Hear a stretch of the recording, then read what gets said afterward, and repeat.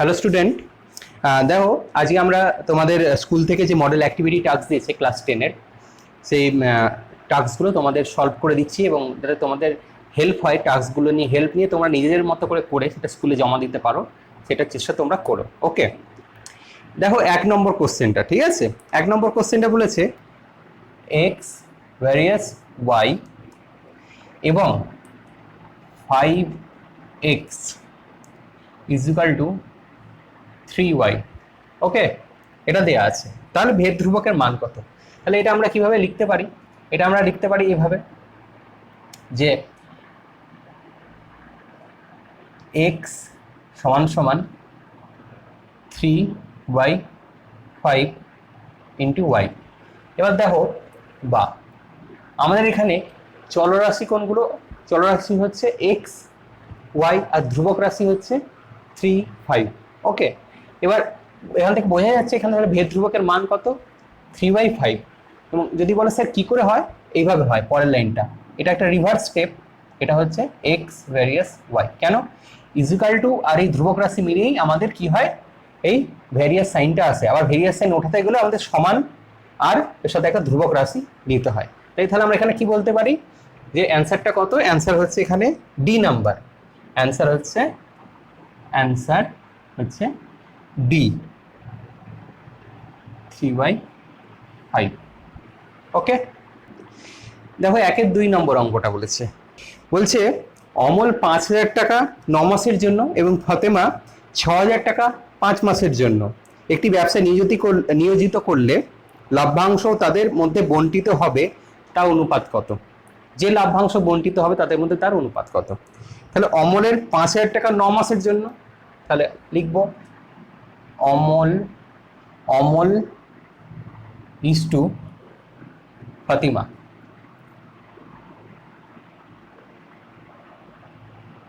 তাহলে অমলের টাকা 5,000 টাকা করে 9 মাস খেটেছে, তাহলে সমান সমান 5,000 ইন্টু 9 ইজ টু ফাতিমার 6,000 টাকা 5 মাস করে খেটেছে, প্রত্যেক মাসে 5 মাস 6,000 টাকা করে। তাহলে কত হচ্ছে? এটা করলে হচ্ছে আমাদের 45,000, এটা করলে হয় আমাদের 30,000।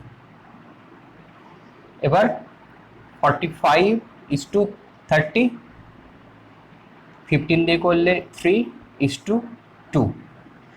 তাহলে কোন অনুপাতে ভাগ হবে? 3:2 অনুপাতে ভাগ হবে।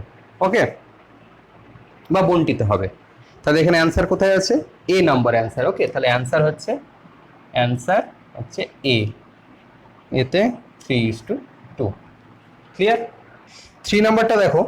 3 নাম্বারটা বলেছে ও কেন্দ্রীয় বৃত্তের বহিস্থ পি বিন্দু থেকে অঙ্কিত স্পর্শক। তাহলে পি বিন্দু থেকে অঙ্কিত স্পর্শক কিউ বিন্দুতে, তাহলে ধরো এখানে একটা বিন্দু পি বিন্দু, এখানে একটা স্পর্শক অঙ্কন করা হয়েছে। স্পর্শক মানে হচ্ছে যে বৃত্তকে টাচ করে এরকম ছুঁয়ে যায়। ওকে, সেখানে কোন বিন্দুতে টাচ করেছে? এই বিন্দুটা হচ্ছে কিউ। কোন বিন্দু? কিউ বিন্দুতে টাচ করেছে বা স্পর্শ করেছে। এবার কি কি বলা আছে দেখো, আমাদের এখানে বলা আছে হচ্ছে ও কিউ। তাহলে ও আর কিউ যুক্ত করে দিই আমরা। ও কিউ যুক্ত করে দিলাম। ও কিউ কত দেওয়া আছে? ও কিউ দেওয়া আছে আমাদের 9 সেন্টিমিটার। এটা 9 সেন্টিমিটার। আচ্ছা, আর কি দেওয়া আছে? পিও 15 দেওয়া আছে, এখান থেকে এটা 15। এটা কত? 15 সেন্টিমিটার। যদি দেওয়া থাকে তাহলে কি পি কিউ এর দৈর্ঘ্য, মানে এটার দৈর্ঘ্য কত? দেখো এটা একটা সমকোণী ত্রিভুজ হয়ে গেছে, তাই তো? এই কোণটা একটা সমকোণ, এটা একটা সমকোণী ত্রিভুজ হয়ে গেছে। তাহলে আমাদের পি কিউ এর মান জানতে চাইছে, মানে ভূমি জানতে চাইছে। এটা যদি আমরা উল্টো সমকোণী ত্রিভুজ দেখি তাহলে এটা একটা ভূমি আর এটা লম্ব। তাহলে আমাদের সূত্র কি? এটা একটা পিথাগোরাস থেকে আমরা ভূমি পেয়ে যাব। অতিভুজ দেওয়া আছে, লম্ব দেওয়া আছে। তাহলে আমরা জানি, লিখে দিই, আমরা জানি কি জানি যে পিও স্কোয়ার, পিও বা ওপি কি কি দেওয়া আছে এখানে? হ্যাঁ, PO square is equal to O Q square plus P Q square. বা আমাদের পিকিউটা মানটা বার করতে হবে, তাহলে পিকিউ স্কোয়ার সমান সমান PO square minus OQ square, OQ square হয়ে গেল। এবার ভ্যালুটা বসিয়ে দিই, পিকিউ শুধু বার করবো আর এটা পুরোটা রুট হয়ে যাবে, কেননা স্কোয়ারটা দুদিকে রুট হতে হবে স্কোয়ার কাটতে গেলে। তো পিকিউটা কেটে গেল, তাহলে পিউ এর ভ্যালু কত আছে, পিউ এর ভ্যালু হচ্ছে 15 স্কোয়ার, আর ওকিউ এর ভ্যালু কত আছে 9 স্কোয়ার। এখানে ব্র্যাকেট দেওয়ার দরকার নেই, কেন তোমাদের জাস্ট শর্ট কোশ্চেন এটা, তো এটাই আছে দেখো 15 স্কোয়ার মাইনাস 9 স্কোয়ার। 4 নম্বর অঙ্কটা কি বলেছে, বলেছে দুটি নিরেট গোলকের বক্রতলের ক্ষেত্রফলের অনুপাত 25:16 হলে তাদের আয়তনের অনুপাত কত।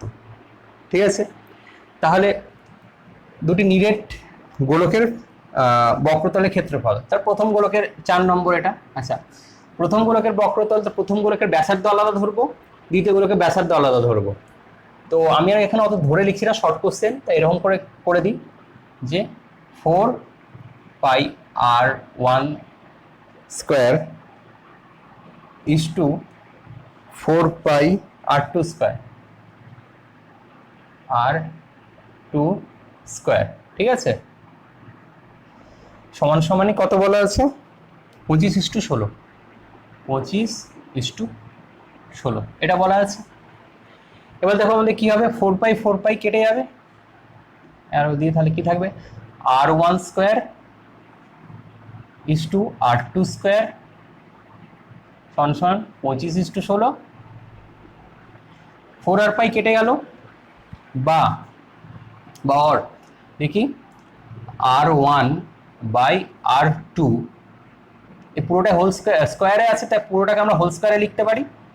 আচ্ছা, আর এখানে তাহলে আমরা কি লিখতে পারি, 25টাকে 25 আর 16 লিখতে পারি, বা r1 বাই r2 এর হোল স্কোয়ার সমান সমান 25 মানে 5 স্কোয়ার আর 16 মানে 4 স্কোয়ার হলো। দেখো স্কোয়ার দুদিকেই আমাদের পাওয়ার সেম আছে, তাহলে পাওয়ারগুলো বাদ হয়ে যায়, তাহলে কি পড়ে থাকে r1 বাই r2 সমান সমান 5/4। এটা আমরা পেলাম এখান থেকে, যেটা দেয়া আছে, কেন আমাদের এটা হচ্ছে কি সমগ্রতল বা বক্রতলের ক্ষেত্রফল, সেটা অনুপাত দেওয়া ছিল, সেটা থেকে এটা বার করলাম। এবার কি বলেছে, তাদের আয়তনের অনুপাত কত। চলো আয়তনের অনুপাত এখানে লিখে দিই, আয়তনের অনুপাত, আয়তনের অনুপাত। তো দেখো এখানে প্রথম গোলকের ব্যাসার্ধ r1, দ্বিতীয় গোলকের ব্যাসার্ধ r2, তাহলে সেটা দিয়ে আমরা আয়তন দুটো লিখি। তাহলে কি হবে, প্রথম গোলকের আয়তন হবে 4/3 পাই r1 কিউব সমান সমান 4/3। কি অনুপাত জানতে চাইছে তাই তো।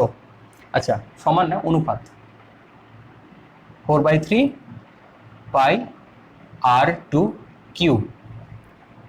তো 4/3 পাই কেটে যায়, যে কিভাবে কাটে তোমাদের তাও দেখিয়ে দিচ্ছি। তোমরা নাহলে বলবে স্যার কিভাবে কাটছে বুঝতে পারছো না। r1 কিউব এখানে 4/3 পাই r2 কিউব। দেখো 4/3 কেটে গেল, পাই কেটে গেল, তাহলে কি পড়ে থাকছে r1 cube by r2 cube. এবার দেখো r1 আর r2 এর মান আমরা জানি, তাহলে এটাকে আমরা r1 আর r2 হিসাবে লিখবো কিভাবে, এইভাবে, এর হোল কিউব, কেন একই পাওয়ার আছে, কিউব আছে দুজনেরই। তাহলে r1 আর r2 এর মান কত আছে আমাদের 5/4, তার কিউব, r1 আর r2 এর মান 5/4। ওকে, এবার 5 এর কিউব কত 125, আর 4 এর কিউব 64 সমান সমান 125:64। ক্লিয়ার? দেখি অ্যান্সারটা কততে আছে, ডি নাম্বার। অ্যান্সার হচ্ছে ডি নাম্বার। দেখো এবার 2 নম্বরের অঙ্কগুলো ট্রু ফলস, সত্য বা মিথ্যা। তাহলে আমরা এখানে দিয়ে দিই 2 নম্বর 2। ওকে, তো 2 নম্বর কি বলেছে দেখো, বলছে একটি ঘড়ির মিনিটের কাঁটার প্রান্তবিন্দু। তো বলছে এই মিনিটের কাঁটাটা 1 ঘন্টায় যে পূর্ণ আবর্তন করছে, যে আবর্তন করছে সেটা 2 পাই রেডিয়ান। তাহলে 1 ঘন্টায় কতটা ঘুরছে? 1 ঘন্টায় মিনিটের কাঁটা 1 পাক ঘুরছে, তাই তো? 1 ঘন্টায় 1 পাক ঘুরছে, এইভাবে যদি আমরা ঘুরে কাঁটাটা 1 ঘন্টায় 1 পাক ঘুরছে। 1 পাক মানে কি? এই গোটা কোণটা কত কোণ হয়? 360 ডিগ্রি। 360 মানে কত? আমরা পাই এর ভ্যালু ত্রিকোণমিতিতে কত জানি? 180। তাহলে 2 পাই মানে কত? 2 পাই মানে 180 ইন্টু 2, 360। তাহলে 360 ডিগ্রি যেটা বলেছে 2 পাই রেডিয়ান, তাহলে কত? 360 ডিগ্রি হচ্ছে এটা, 360। তাহলে এটা হবে অ্যান্সারটা সত্য। ওকে, তাহলে 2-এর অ্যান্সার হলো সত্য। তারপর 2 নম্বর দেখো, 2 নম্বর অঙ্কটা কি বলেছে? ত্রিভুজ এবিসি এর বিসি বাহুর ওপর, এটা হচ্ছে বিসি বাহুর ওপর ডি বিন্দুতে এডি লম্ব, এডি লম্ব বিসি, এটা বলা আছে। ওকে, যদি এটা বলা থাকে তাহলে বলেছে ত্রিভুজ এ বি ডি সদিশকোণী সাইন ত্রিভুজ সি এ ডি। ওকে, এইটা আমাদেরকে বলেছে যে এটা সত্য না মিথ্যা। তো দেখো, সদিশকোণী হওয়ার জন্য আমাদের কি করতে হয়? সদিশকোণী হওয়ার জন্য আমাদের দেখতে হয় যে এই দুটো ত্রিভুজ উৎপন্ন হয়েছে, তাদের বাহুগুলো যেমন এটার সাথে হবে এবি বাই এসি, এখানে বিডি এবি বাই এসি সমান সমান বিডি বাই সিডি সমান সমান এডি বাই এডি। তো দেখো এখানে যেহেতু এই বাহুটা common R eddy by AD মানে 1:1 হয়ে যাচ্ছে, অতএব বাকি যে কটা বাহু আছে তারাও সমান হবে, অতএব এরা সদিশকোণী ত্রিভুজ।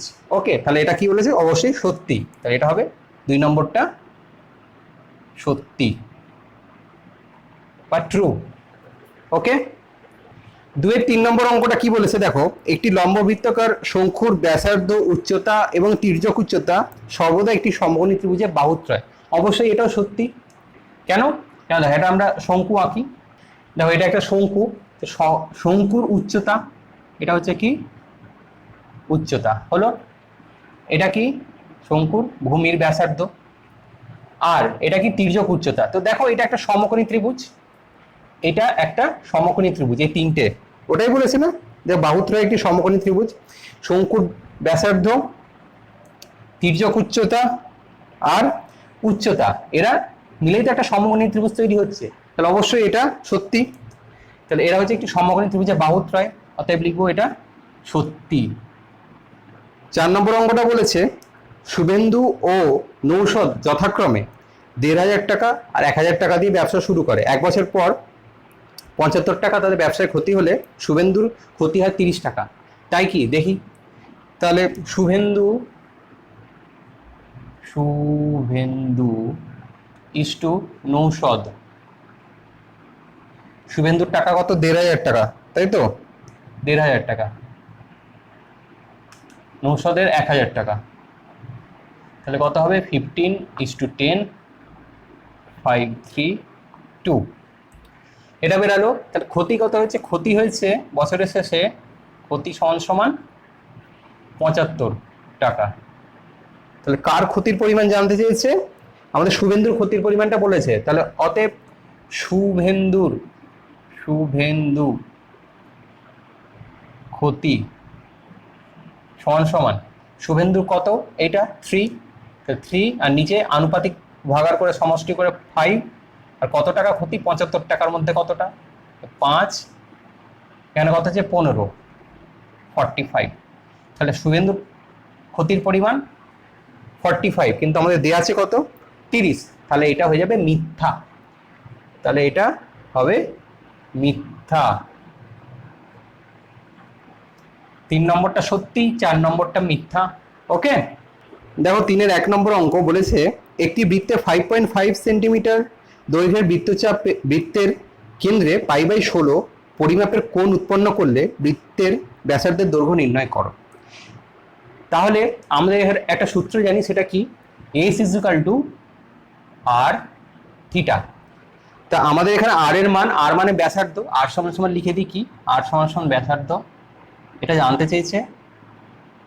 আচ্ছা, আর এস এস সমান সমান কত দেওয়া আছে? 5.5 সেন্টিমিটার দেওয়া আছে। আর কি দেওয়া আছে? থিটা, থিটা মানে দেওয়া আছে π/16। ওকে, এটা দেওয়া আছে। এবার এটা যদি আমরা এখানে মানগুলো বসিয়ে দিই, সেখান থেকে আমাদের আর মানে ব্যাসার্ধ বেরিয়ে যাবে। তো চলো বসাই। বা এস এর যে মান কত? 5.5। আর এর মান কত আমরা জানি না, আর এর মান বার করছি। আর থিটার জায়গায় আমরা বসাবো হচ্ছে π/16 বা 5.5 সমান আর ইন্টু, এখানে পায়ের মানটা আমাদের কত বসবে বলো তো? 22/7ই বসবে। ঠিক আছে, কেন? যেহেতু আমরা আর মানে ব্যাসার্ধ বার করছি। ওকে, আর ব্যাসার্ধ কার হয়? বৃত্তের হয় যেহেতু। ওকে, তাহলে 22/7/16 এটা হলো। ওকে, বা 5.5 is equal to R into 22/7 into 16, এটা বেরালো। এবার কি করতে হবে? সবাইকে আমরা এইদিকে নিয়ে চলে আসবো, তাহলে আর এর মানটা বেরিয়ে যাবে। সবাইকে 5.5 এর এইদিকে নিয়ে চলে আসি। তাহলে আর সমান সমান 7 ইন্টু 16 ইন্টু 5.5/22। ওকে, চলো কাটাকুটি করি, দেখি কত বেরাচ্ছে। তো এই পয়েন্টটা সরিয়ে দিলাম, এখানে 10 চলে এলো। দেখো এটাকে দিয়ে কাটলে কত হবে? 11×5 55, 11 দিয়ে 22, 2 8 16। আচ্ছা, আর কত? আর এখানে হচ্ছে 5 2 10, 2 4। তাহলে অতএব আর সমান 4 × 7 মানে 28। ওকে, তাহলে ব্যাসার্ধের দৈর্ঘ্য, অতএব ব্যাসার্ধের দৈর্ঘ্য 28 সেন্টিমিটার। ওকে, 3-2 নম্বর অঙ্ক কি বলেছে? একটি লম্ববৃত্তাকার শঙ্কুর উচ্চতা 12 সেন্টিমিটার, আয়তন 100 পাই ঘন সেন্টিমিটার হলে শঙ্কুটির ব্যাসার্ধের দৈর্ঘ্য কত নির্ণয় করি। তাহলে দেখো একটা শঙ্কু, জাস্ট একটা শঙ্কু এখানে এঁকে দিচ্ছি ছোট করে। ওকে, এটা দেওয়া আছে। কি বলেছে? উচ্চতা বলে দিয়েছে 12, এটা 12 সেমি বলে দিয়েছে। কি জানতে চেয়েছে? জানতে চেয়েছে ব্যাসার্ধের দৈর্ঘ্য কত। তাহলে এটা ধরে নাম আর। আচ্ছা, তাহলে শঙ্কুর আয়তন, অতএব শঙ্কুটির আয়তন, শঙ্কুটির আয়তনের সূত্র কি জানি আমরা? 1/3 πr²h। ওকে, এটা হচ্ছে শঙ্কুর আয়তনের ফর্মুলা। তাহলে এখানে আমাদের কি কি মান জানি? h মানে হচ্ছে উচ্চতা, তাই তো? তাহলে 1/3 ইন্টু পাই যেমন আছে রেখে দিলাম। আর এর মান আমরা জানি না, r² হয়ে গেল। h এর মান আমরা জানি কত? 12। তাহলে 3 আর 4 এখানে কেটে গেল। তাহলে আমাদের এখানে কত বেরালো? 4 πr²। এবার এটা আমাদের বেরালো শঙ্কুটির আয়তন। তাহলে এখানে সেমি কিউব। ওকে, শঙ্কুটির আয়তন দেখো আমাদের এখানে আবার বলেও দিয়েছে। অতএব প্রশ্নানুসারে শঙ্কুটির আয়তন কত বলেছে? 100 পাই। অতএব প্রশ্নানুসারে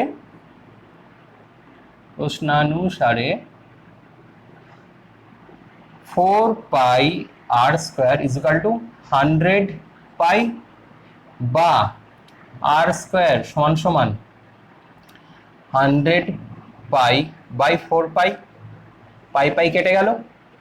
ওকে, আচ্ছা, তাহলে এখানে এটা কাটলে কত হচ্ছে? 25 বা r² ইজিক্যাল টু 25। অতএব আর সমান 25 এর রুট করলে হয় 25 রুট এখন রাখলাম, তাহলে 5। অতএব আর সমান কত? 5। তাহলে শঙ্কুটির ব্যাসার্ধের দৈর্ঘ্য কত? 5। তাহলে আর সমান আমাদের বেরালো 5। অতএব ব্যাসার্ধ সমান 5 সেন্টিমিটার। ওকে, নম্বর অঙ্কটা বলেছে যে এক্স ভ্যারিয়াস ওয়াই জেড, লেখা আছে এক্স ভ্যারিয়াস ওয়াই জেড। ওকে, আর কি দেওয়া আছে? আর দেওয়া আছে এদিকে আমাদের ওয়াই ভ্যারিয়াস জেড এক্স, এটা দেওয়া আছে। ওকে, এটা এই দুটো জিনিস দেওয়া আছে। দুটো জিনিস দিয়ে আমাদেরকে বলেছে জেড একটি অশূন্য ধ্রুবক, এটা দেখাতে। জেড একটি অশূন্য ধ্রুবক মানে কি? মানে জেড এর ভ্যালু শূন্য নয়। ওকে, এটা সমান আমরা লিখতে পারি এক্স সমান কে ওয়ান হচ্ছে কি একটা ধ্রুবক, আমাদেরকে অবশ্যই লিখতে হবে ওয়াই ইন্টু জেড। তাহলে আমরা লিখবো কে1 সমান একটি অশূন্য ভেদ ধ্রুবক, অবশ্যই লিখতে হবে। ওকে, আচ্ছা, বা এবার দেখো আমাদের কি করতে হবে, এখানে এক্স বাই ওয়াইটাকে এদিকে নিয়ে চলে আসলাম, সমান দিয়ে কি পড়ে থাকলো কে1 জেড। ওকে, এটা পড়ে থাকলো। আচ্ছা, এবার আমরা এইদিকে আসি, এটার ক্ষেত্রে আমরা কি করব, বা ওয়াই সমান কে2 ধরে নেবো। এখানে এখানে কি থাকবে জেড এক্স। তাহলে আমরা এখানেও লিখবো একই রকম ভাবে কে2 সমান অশূন্য ভেদ ধ্রুবক হলো, বা ওয়াই বাই এক্স সমান কে2 ইন্টু জেড, এটা বেরালো। ওকে, বা আমরা এবার কি করব, আমরা এখানে আছে এক্স বাই ওয়াই, তাহলে আমরা এটাকে উল্টে লিখতেই পারি, এক্স বাই ওয়াই লিখি, তাহলে এটা উল্টে যাবে 1/কে2 জেড। আচ্ছা, এবার দেখো এখানেও এক্স বাই ওয়াই, এখানেও এক্স বাই ওয়াই আছে, তাহলে এই দুটোর ভ্যালু সমান, তাহলে আমরা এই দুটোকে সমান লিখতেই পারি। তাহলে অতএব এখানে কে1 জেড সমান 1/কে2 জেড। ওকে, এবার কি করব, এবার আমরা ক্রস মাল্টিপ্লিকেশন করি, মানে জেডটাকে এদিকে নিয়ে চলে আসি, জেডটাকে এদিকে আনলে হবে Z into Z, Z square, আর এই কে1টাকে এদিকে নিয়ে চলে আসবো, তাহলে কি হবে 1/কে1 ইন্টু কে2, বা জেড সমান এদিকে রুট হয়ে যাবে রুট ওভার 1/কে1 ইন্টু কে2। আচ্ছা, এবার দেখো এই টোটালটাই কি, এই টোটালটাই হচ্ছে একটা ধ্রুবক, বা জেড সমান এই টোটালটাকে এবার আমরা কে ধরে নেব, কে। এবার এখানে কে কি, কে হচ্ছে লিখব কে একটি অশূন্য ভেদ ধ্রুবক। ওকে, আর কি, আর কে এর মান কত, এবং কে ইজিক্যাল টু কে এর ভ্যালু কত, এই যে এটা ধরেছি আমরা রুট ওভার 1/কে1 ইন্টু কে2। ওকে, এটা। আচ্ছা, এবার যেহেতু আমরা এখানে লিখি, যেহেতু জেড কে ইজিক্যাল টু একটি অশূন্য ভেদ ধ্রুবক, অতএব জেড সমানও একটি অশূন্য ভেদ ধ্রুবক। ওকে, দেখো 4 নম্বর কি বলেছে, যুক্তি দিয়ে প্রমাণ করো যে কোনো সমকোণী ত্রিভুজের অতিভুজের উপর অঙ্কিত বর্গক্ষেত্রের ক্ষেত্রফল অপর দুই বাহুর উপর অঙ্কিত বর্গক্ষেত্রের ক্ষেত্রফলের সমষ্টির সমান। তো এটা দেখো, এটা হচ্ছে আমাদের পিথাগোরাসের উপপাদ্য, 49 নম্বর উপপাদ্য, কত নম্বর পেজে আছে, 285 নম্বর পেজের 49 নম্বর উপপাদ্য। এটা তোমরা বই থেকে পড়ে অবশ্যই করে নিও। ওকে, আশা করি তোমাদের মডেল অ্যাক্টিভিটিতে অঙ্কগুলো তোমাদের হেল্প করবে। ওকে, আর এটা যদি ভালো লেগে থাকে তোমাদের বন্ধুদের মাঝখানটা শেয়ার করে দিও, তারাও যাতে হেল্প নিয়ে অঙ্কগুলো করতে পারে। ওকে, থ্যাংক ইউ।